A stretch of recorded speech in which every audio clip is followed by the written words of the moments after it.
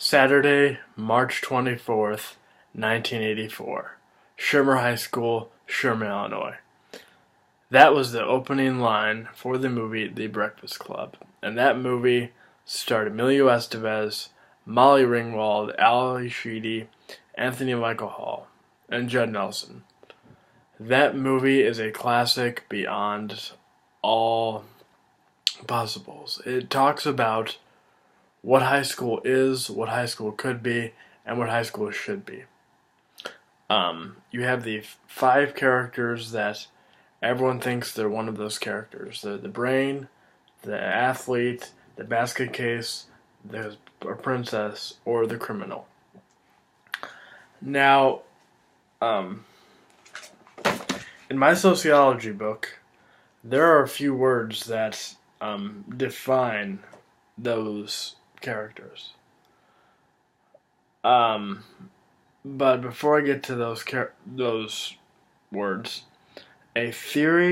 social identity theory is a theory of group formation and maintenance that stresses the need of members, to feel a sense of belonging. That is what the Breakfast Club is all about. And I honestly believe that if it wasn't for that being the reason of the Breakfast Club, there would be no movie. I think each member has a role that both changed but kind of stayed the same. Brian kind of always has been smart before he got in, after he got out, but he became more social. He became more, I think, open to try different things from his peers. Bender decided to actually open up to people and talk to people. Allie, or Allison, the shy one, she obviously talked. She now probably would talk more, and she would be more open about who she is and what her own life is like. Claire would not judge people before. Claire, before going into detention, would judge people before even getting to know them. And I think Andy, the jock, would just be more. Before, he would be more stern-faced and like a wall, but now he would be more emotional. Next question I have here is, what is the role or status of each character prior to and after? Well, it kind of goes on to the one before, saying that, like, the jock, basket case, criminal, princess, the brain, they all fill a stereotype with each group, but like I said, it's kind of unfair because you can be in one group and be friends with other people. Like, I had a lot of friends, and when I was in high school, I had a lot of friends all over I had new friends who were athletes. I had friends who were in, like, drama clubs. I was in choir. I had friends who were in welding. So I think high school has either changed a lot, or maybe in my high school I was more open than other people.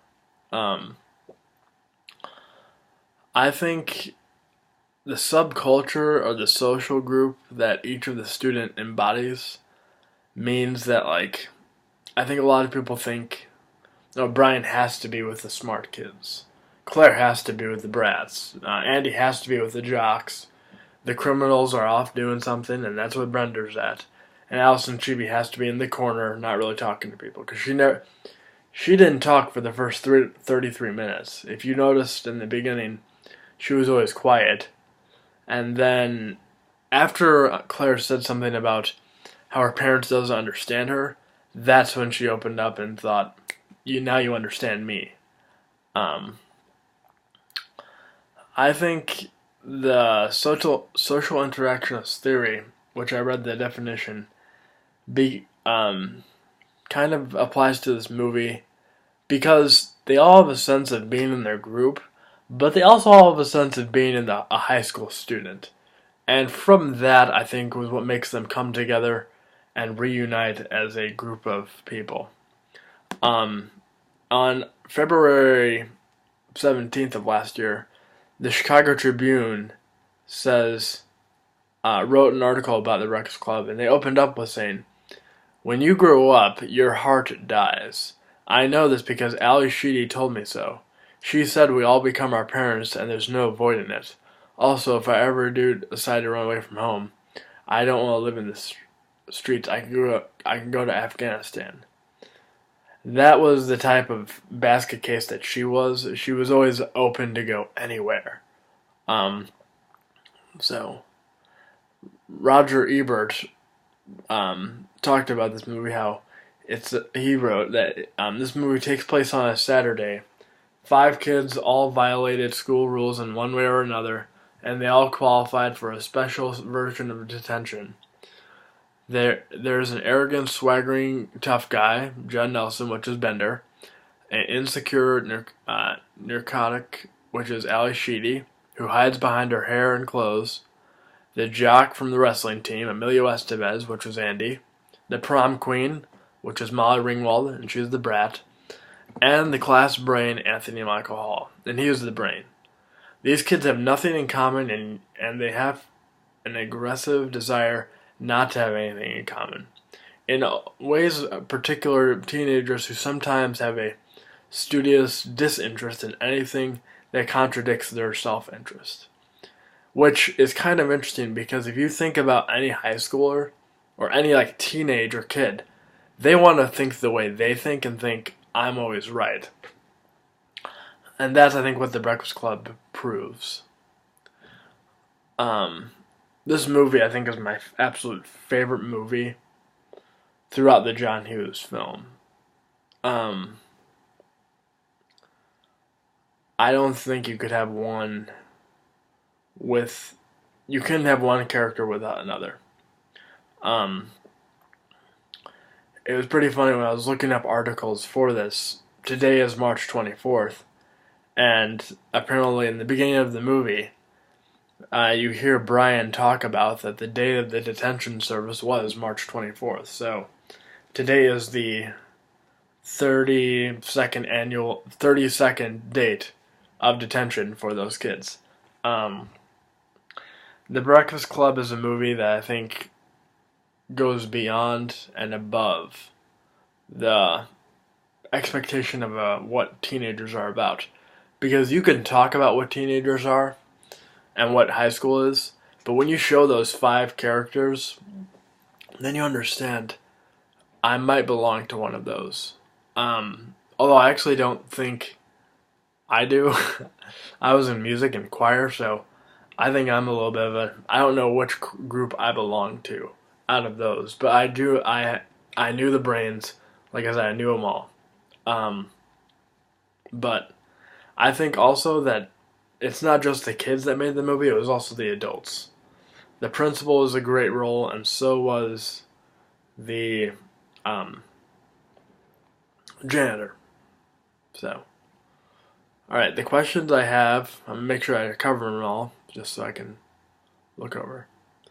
Discuss the subculture and social groups of the students and its members. Please name.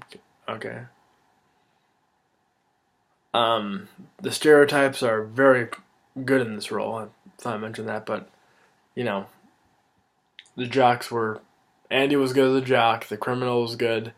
I think you could have made the best case maybe a little more, but it was fine the way it was. Do you think any of the characters make a lasting changes to the... Yeah. Yeah, I think, like I said, I think all of them make a changing effect. And how does, like I've said this, and I'm going to say it again, symbolic interactional theory applies throughout this whole movie. I mean, you can't have that.